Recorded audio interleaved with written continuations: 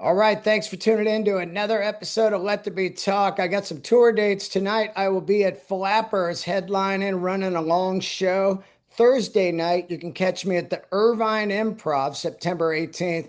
The 20th, this Saturday, I will be at the Fox Theater with Bill Burr. And next week, I will be at the Reno Laugh Factory, Thursday, Friday, Saturday, Sunday. First time up there in Reno at the Laugh Factory. So come on out. Tour dates at deandelray.com. Today we have a fantastic guest who is returning to the show. I had her on, I think, a few years ago. Amelia Davis is here, and she is the owner and curator of the Jim Marshall catalog of photography, rock photography. And which, by the way, I still trip that Jim had the same birthday as mine. And I love rock photography, and he loves rock and roll and photography. Rest in peace. But they have put together a fantastic new book called The Grateful Dead by Jim Marshall. And this thing is a masterpiece of dead history from the beginning to 77. It is a must if you are a fan of the Dead and if you love rock photography and if you're a fan of San Francisco like me, Yeah. you'll just be blown away. How are you? Good. Thank you, Dean. Yeah. Yeah, it's a great, great book. It took us about 3 years to put this book together. And David Gans curated it with me. And we just put our heart and soul into this because Jim, had a 3x5 card on every single person he photographed. And on that 3x5 card were the corresponding proof and neg numbers. So you could look at them really quickly on a job. He could, if somebody said, "Hey, what do you have of Jimi Hendrix?" He could just do it really quickly. So he had a card on the Grateful Dead, but he never cross-referenced. So that means that, the other bands that the Grateful Dead played with, we had to go look at their stuff. So like Jefferson Airplane, the Charlatans, Quicksilver Messenger Service, um, Big Brother and the Holding Company, and then also the venues that they played at. So, the Fillmore, in the Panhandle, Winterland. So it was just like this huge task, but it was wonderful because Jim with the Grateful Dead, he started photographing them in 1966. So 1966, when they had, really just formed, to 1977. And they're just amazing photos. And Jim always got kind of stuck in a rut when he put photographs out there and people love them. He's like, I don't need to print other ones. These are people love these, so I'll just do these. So I'd say there's probably 10 photos that people have really seen. The other ones people haven't seen before. And it's exciting to also have writing with it. And the writing and the photos don't compete. They kind of, they're companions to each other. And I thought that was really important because the photos speak for themselves a lot of the times, but it's also important to have the historical aspect of what was going on and who was there. And we talked with Mountain Girl, which was amazing. She had so much stuff to say, and a lot of other people. So I think it's a great book, and anybody who's a Deadhead, a Jim Marshall head, or a San Francisco fan, or even photography will love it. I think one of the things I was geeking out on the book, first of all, I want to tell people that they were sifting through 6,000 Yeah, Grateful Dead photos. 6,000. Okay. So it's a lot. that is a lot. But what I really appreciate about it, and if you are a guy who loves the history of Grateful Dead instruments also, because you get to see how they're changing equipment over the years from, the stock kind of guitars of like a Stratocaster and a Les Paul and a Gibson ES-335 and stuff. And then you start to see these other guitars come in like Wolf and stuff like that. That also was catching my eye to see because Jerry, he's really known for his different eras of tone and guitars.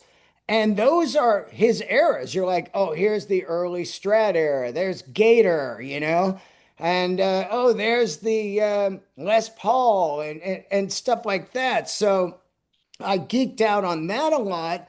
And then I geeked out on the venues. And San Francisco has such legendary venues. And this thing's really well put together. Yeah. It explains the venues, the locations, and everything as you're going through the book. So that stuff really is mind-boggling to me because I love architecture, I love San Francisco history, and I love equipment and design. So I was getting off on that too. That's great.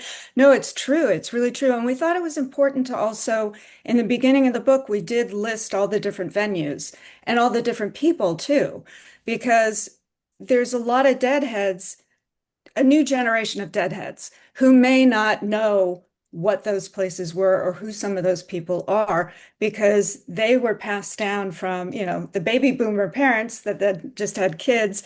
Those kids then passed it down to their kids. So you've got, three generations of deadheads, and they may not have known a lot of this. So we thought it was really important to include that history as well. And Chronicle Books, I just have to give a huge shout out to. They were our publisher and they were amazing to work with. I mean, they just hit it out of the park when they did this book. And so we're really excited about how it came out. Um, and yeah, I hope everybody enjoys it. Go buy a book. Yeah, yeah, yeah. It opens with, the thing about Jim is there are, you know, he shot thousands and thousands of photos, but there are these iconic photos. And like when I was choosing one to buy, I was just like, well, this is just impossible, but I don't have enough money to buy a bunch of them. So I chose the one I chose, and it wasn't even rock and roll. But the second one that I really wanted was the first photo in the book. It's one of the most iconic Jerry Garcia photos, Grateful Dead photos. It's them playing the last show on Haight Street. Yeah, And me growing up in San Francisco and playing the Haight Street Fair, I know how iconic those celebrations are. So to see this one, Jerry's turned around. You see the crowd all the way down Haight Street. You see the old movie theater, and you can look at the people and then the businesses. And there's even one shot from a rooftop that's really rad. yeah. People are just hanging off the sides of buildings. And that photo, I could look at it for years straight and just find new stuff. The clothing, the Yeah, hair, the yeah, the facial hair. yeah, The businesses that are no longer around on Haight Street, you're looking at going like, what is that place? yeah. No, and Jim was true to Jim Marshall fashion. He always had like five Leicas around his neck with, loaded with color and black and white, fixed lenses. And man, that day you can really see he was running his ass off all over, like on top of the roofs, like you said, at Straight Theater, on the two flatbeds that were, parked together that the Dead was playing on. I mean, it's really, really amazing. And I think one of the things that is so great about Jim and his photography is he doesn't only capture the band, he captures everything else that was going on around them as well. And that's what I think really makes the photos so intriguing and draw you into them because it's telling this story of everything that was going on at that point when he took that photo. Well, that's really what makes a great photo is it's stopped in time and you just look at it and go, man, I look at it and I enjoy a lot of technology, but I also don't really, if I wasn't in the biz, I wouldn't be on technology. But to be able just to see a simple time that Yeah, that many people show up, a free concert, yeah, and, of course, we've said it over and over, no phones, but it is an interesting era all the way up to, I don't know, say 20 years ago, like the beginning of the BlackBerry. The cell phone didn't really ruin the brain because you were just making a phone call. But Right. BlackBerry, where you were tethered to communication and then all the way to where we are now, is really interesting to see, you know? Yeah.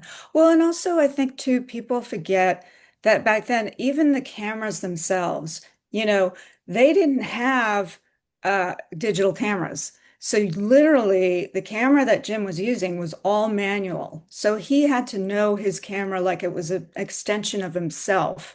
And they had fixed lenses, so you had to get close up to the people to get those photographs. You couldn't be way back and zoom in with a zoom lens. That just you couldn't do.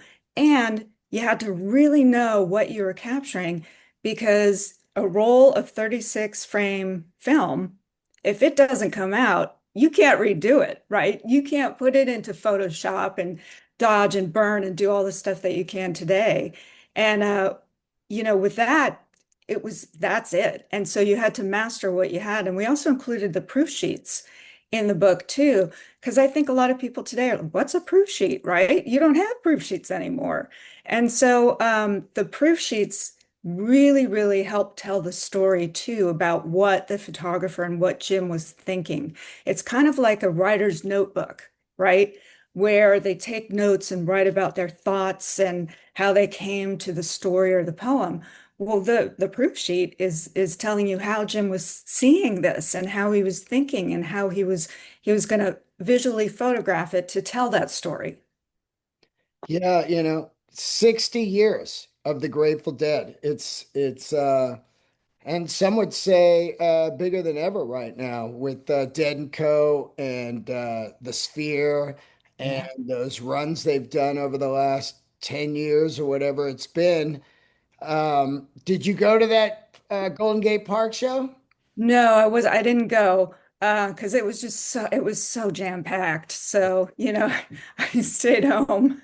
Yeah, yeah, Um, we're old. We're old. we're Yeah. all You know what exactly. I said? I said, if John Mayer texted me and said, I got you and you can just kind of sit on the side, I would be there in 1 second. But you just get old and and also you look at it and you go, well, that's a $5,000 weekend. Yeah. Tickets, hotel, flight, food. But Yeah. man, what a beautiful turnout and celebration. It really was. It was wonderful. And John Mayer wrote the afterword for our book. And, we did that because John was actually friends with Jim. John knew Jim. Jim photographed him in 2004. And so, he's got this baby face in those photographs that we included. But he really respected Jim as a photographer and the history that he captured. So it was really nice to include him in this book as well, you know. Yeah, you should have thrown that Jay Blakesberg photo of John in those awful pants because he's been haunting John with it for years. He shot him early on. He wore some kind of awful pants and he haunts him with it.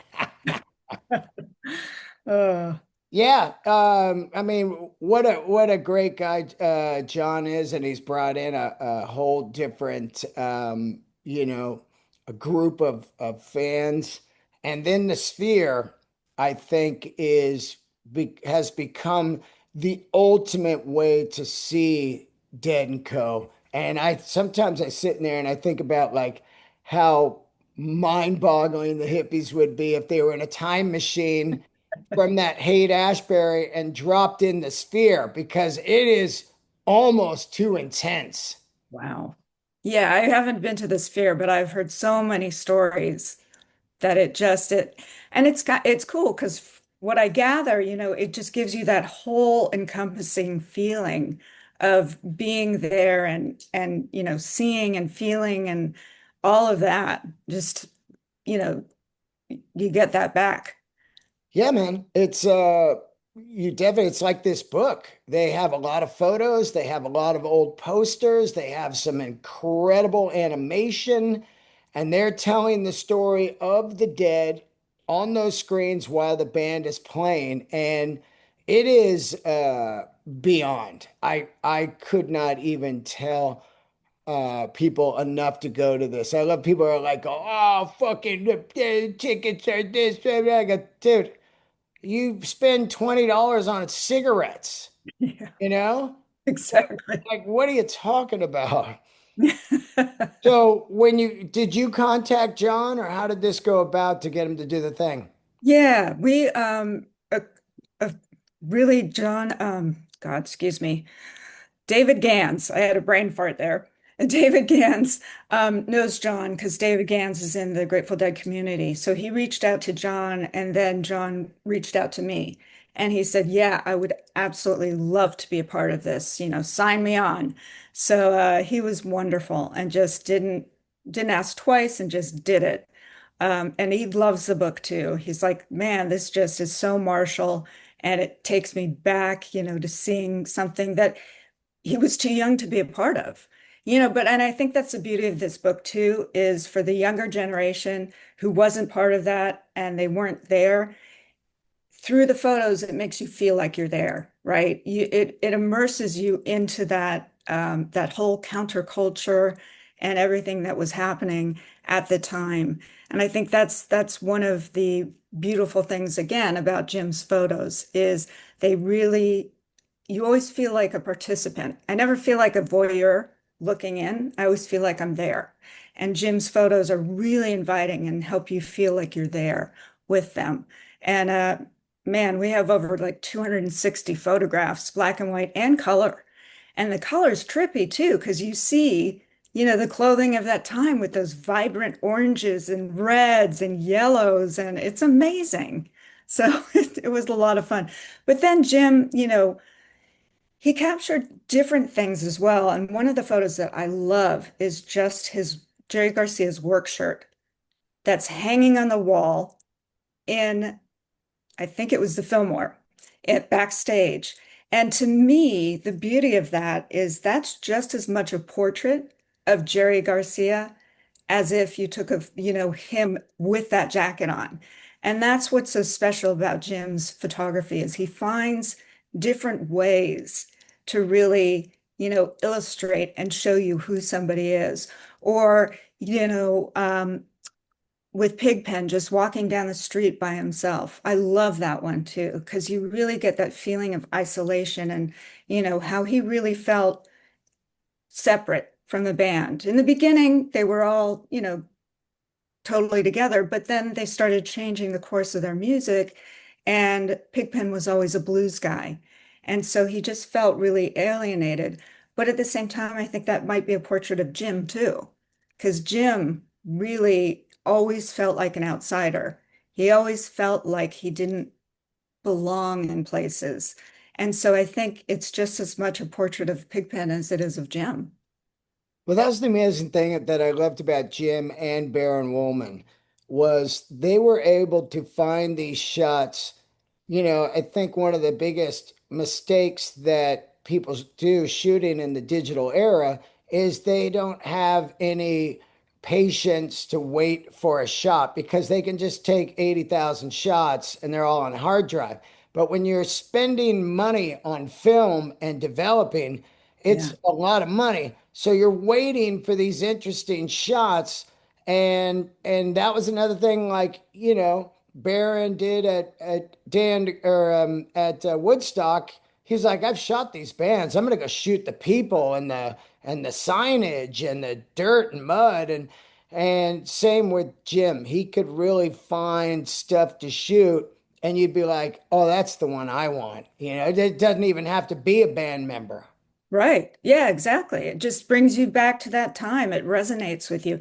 And like that one from Woodstock that Jim took of Jerry Garcia next to a Deadhead sign, that wasn't set up. I mean, that was there. Jim saw it and he took the photo.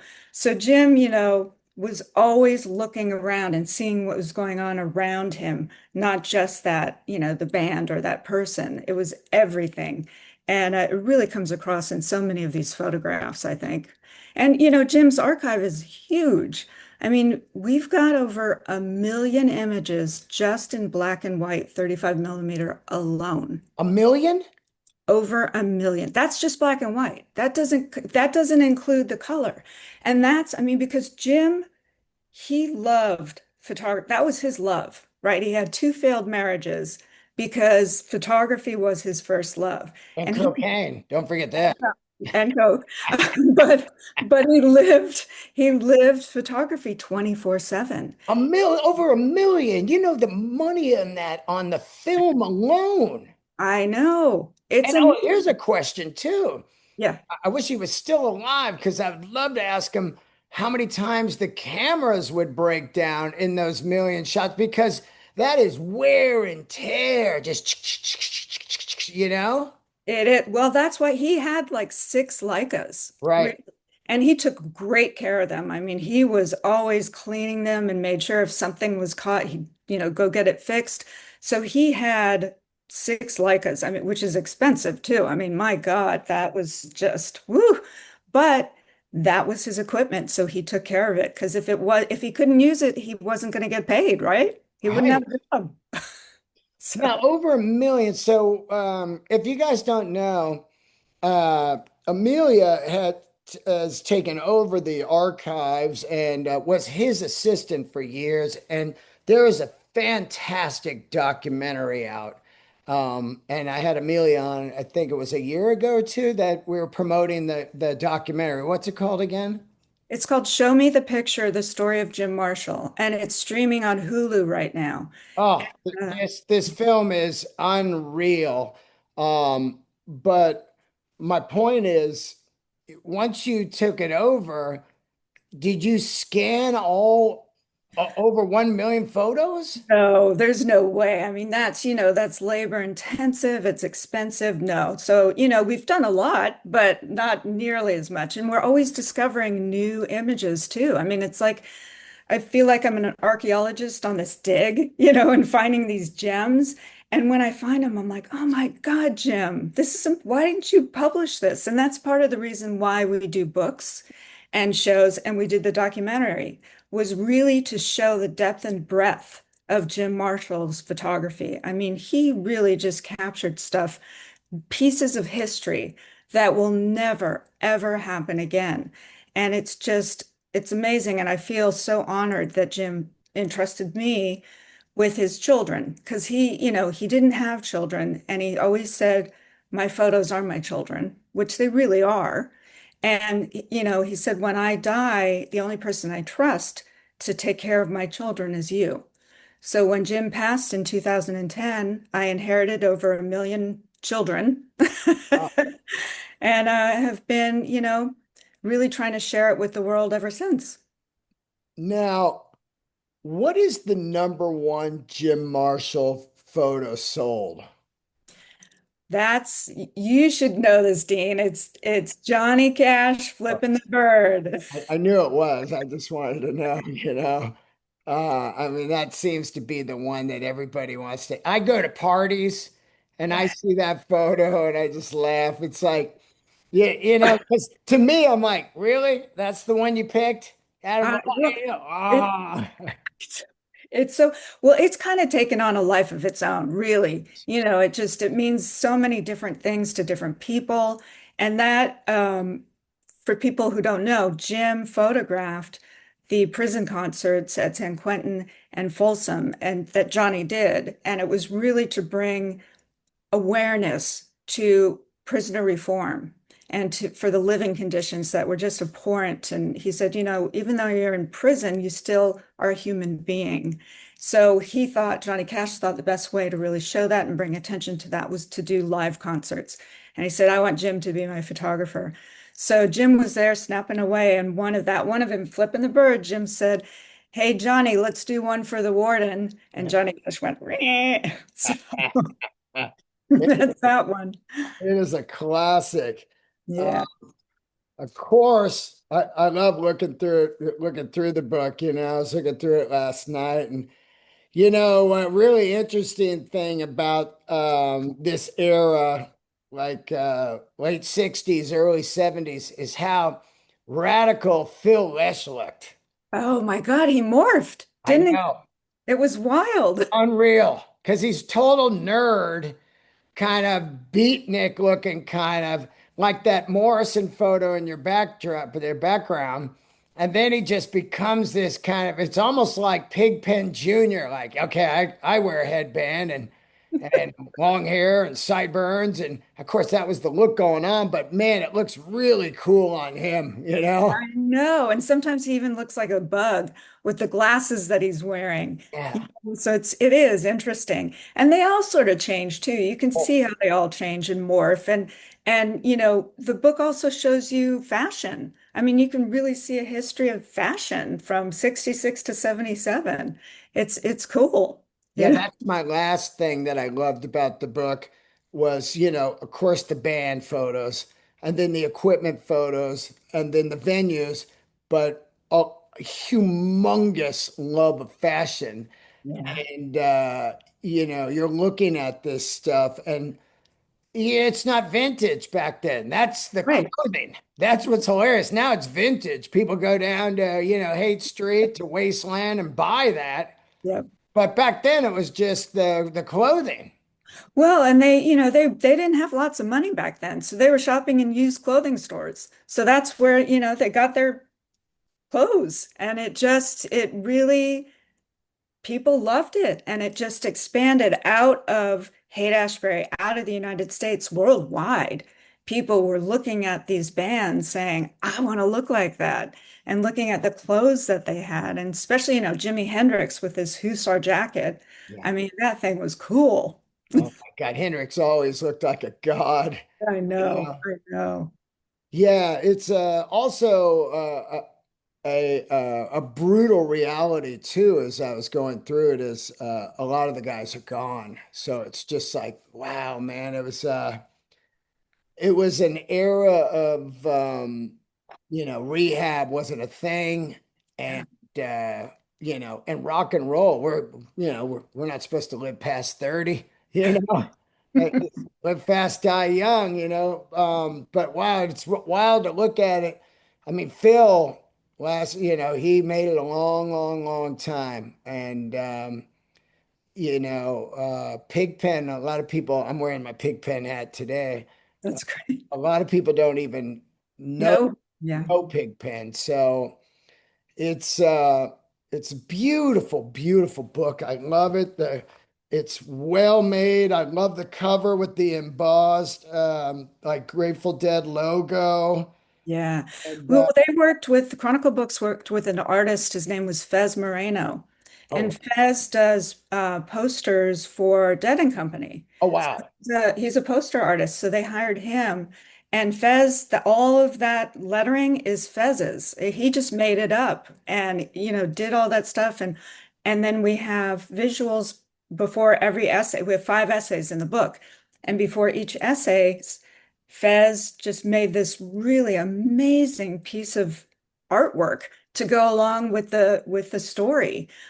So I really love that Chronicle Books brought this youngish kind of artist in to be part of the history of the Grateful Dead. Let me ask you a question because it's always a complicated thing. Sometimes it's a no-brainer, you know what it's going to be, and sometimes you have to do mock-ups. Coming from album covers, when I would do album covers, and I'm getting ready to put out my comedy album. But how many different photos did you mock up for the cover to go, this is it, or did you go, this was it? Yeah, that's an interesting question. So Chronicle Books asked me, what do you think would work as the cover?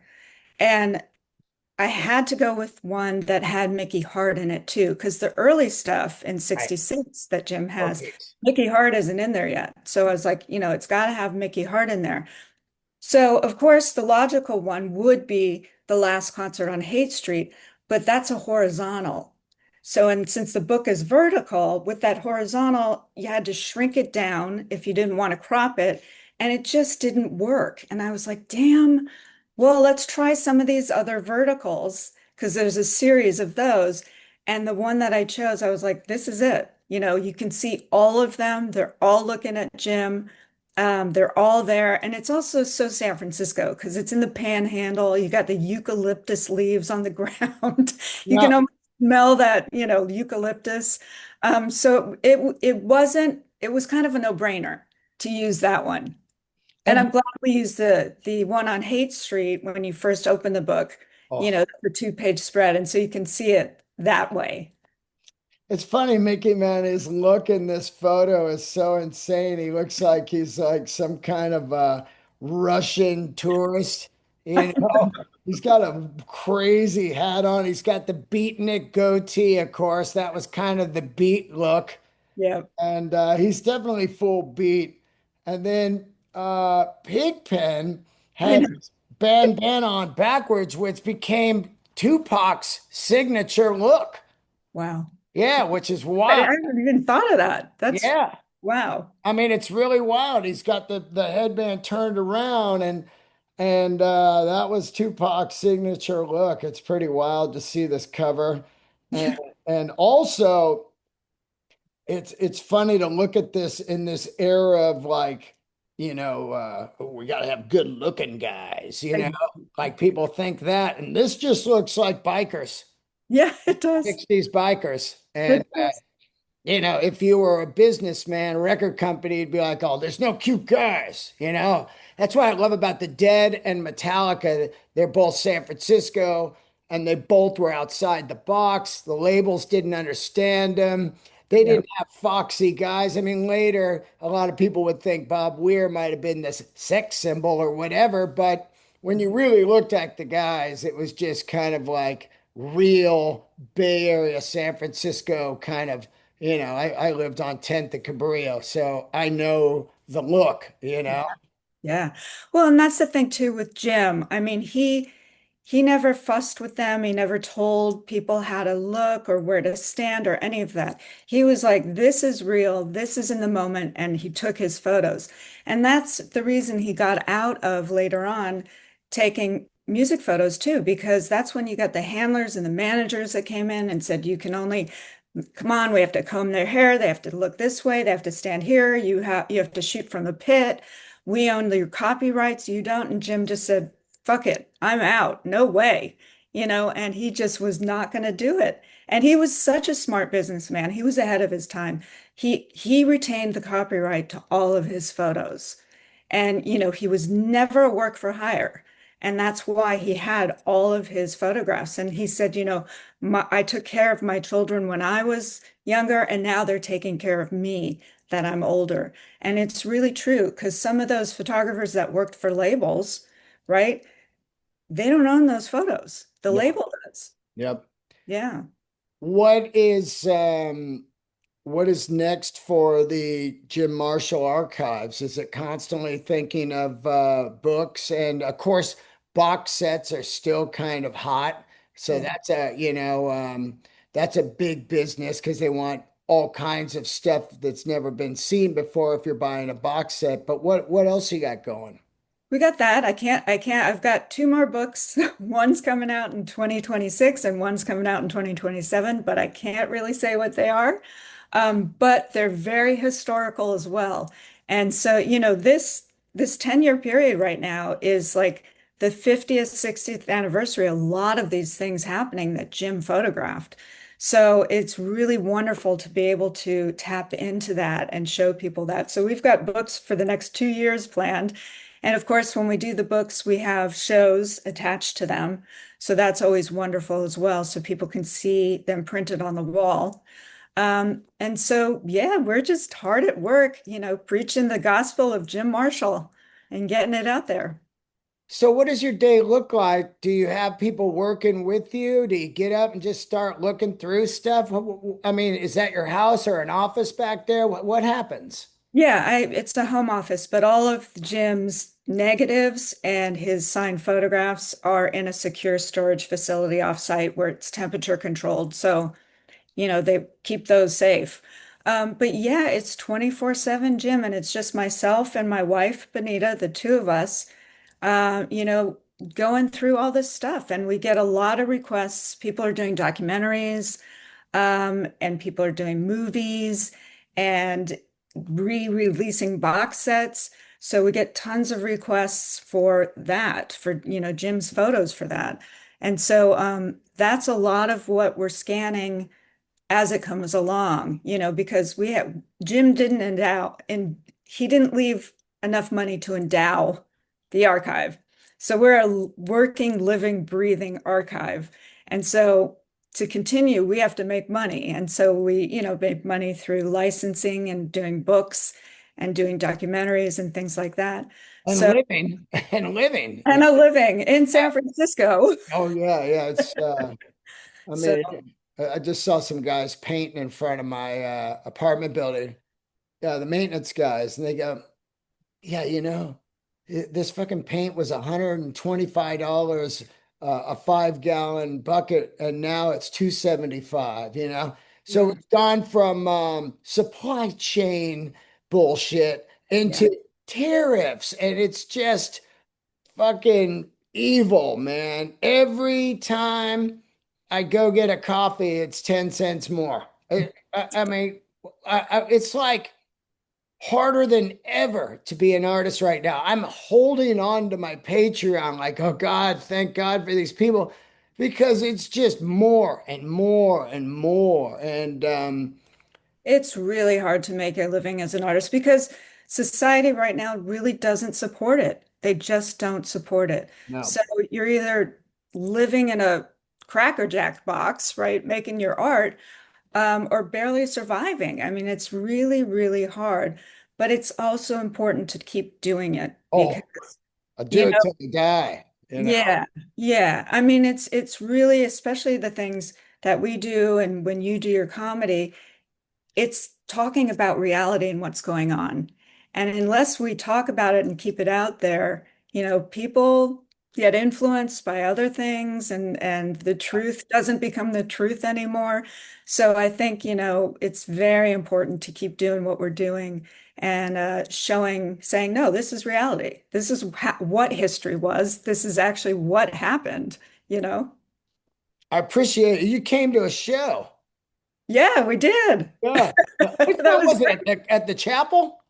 Yes, it was the chapel. It was great. It was Yeah. a small one, but it was fun. It was intimate. I liked that feeling when it was really intimate and you kind of interacted with the audience. It was great. Yeah, that was an awful turnout because some dead people were playing at the I think it was Wolf Brothers were playing at the Fillmore, and then it was pouring rain. Right. It Oh was man, boring. just I know. I go from like doing 300 tickets there to doing like 30. I know. Like what? That was, I know. It just, It was fun the though. weather was not great. No, it was awful, but it was great to do the show. Yeah. I want to thank you for coming on the show today. Where can they get the book? On the website? Everywhere. The book is everywhere. And you can buy the book, Amazon, your independent bookstore, everywhere. I encourage people to do it to buy it from their independent bookstore Okay. because we've got to help keep those going. And we almost made the New York Times bestseller list. Oh, And we still can. So everybody buy the book and show them that $50 photo books are still relevant and people love them. I mean, it's hard to get on the New York Times bestseller list because you're going against these, novels that are like $20 and yeah. our book is 50. But 50, even this book at $50 is a steal. I mean, it's still amazing. Well, I got a wall of photo books over here, and I fucking love them until I move. Oh, and then I'm like, God damn it. Heavy.